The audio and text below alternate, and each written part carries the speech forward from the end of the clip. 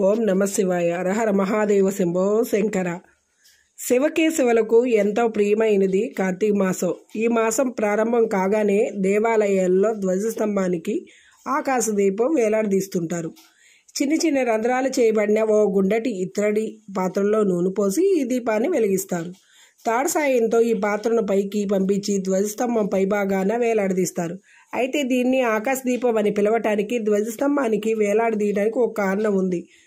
ఆకాశ మార్గాన ప్రయాణించే పితృదేవతల కోసమని కార్తీక పురాణం చెప్తుంది. కార్తీక శుద్ధ పాడ్యమి నుంచి పితృదేవతలంతా ఆకాశ మార్గాన తమ తమ లోకాలకు ప్రయాణం చేస్తుంటారట. ఆకాశ దీపం పితృదేవతలకు మార్గం చూపుతుందని, ఆకాశ దీపం వెలిగించిన, దీపంలో నూనె పోసిన, ఆ దీపాన్ని దర్శించుకున్న, నమస్కరించుకున్న పుణ్యప్రాప్తి కలుగుతుందని, మనలోని అజ్ఞాన అవివేకాలు తొలగిపోతాయని, అంతేకాకుండా పితృదేవతలు కూడా సంతృష్టులు అవుతారు. ఆకాశ దీపం ఎక్కడ వెలిగిస్తారు? దేవాలయాల్లో వెలిగిస్తారు.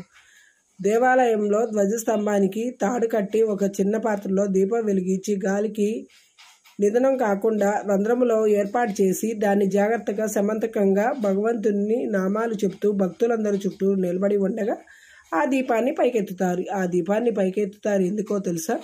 ఆ దీపం ధ్వజస్తంభం మీద ఉండి అంతటా వెలుతురుని చిమ్ముతుంది. ధ్వజస్తంభం మీదకి ఏదైనా లాగారు అంటే పతాకాన్ని ఆరోహణ చేశారని, అంటే ఈశ్వరునికి ఉత్సవం జరుగుతుందని గుర్తు.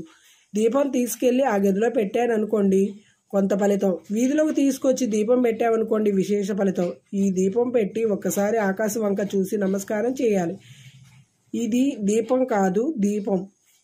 ఇది త్రయంబకుడు, ఇది దామోదరుడి దీపం. ఆకాశ దీపం మరో ముఖ్య ఉద్దేశం ఏమిటంటే, శివకేశవులకు భక్తితో ఈ దీపం ధ్వజస్తంభం పైనుండి జగత్తందుకు అంతా వెళ్తున్నిస్తుందని, అలా ఇవ్వాలని వెలిగిస్తారు. ఇలా శివకేశవుల తేజస్సుతో ఈ దీపం జగత్తుకు వెలుగును అందిస్తుందని, అంటే సమాజంలో అజ్ఞానపు చీకట్లు తొలగిపోతాయని, కాంతి వలె మనలో ఆధ్యాత్మిక జ్యోతి ప్రజ్వలనం అవుతుందని అర్థం.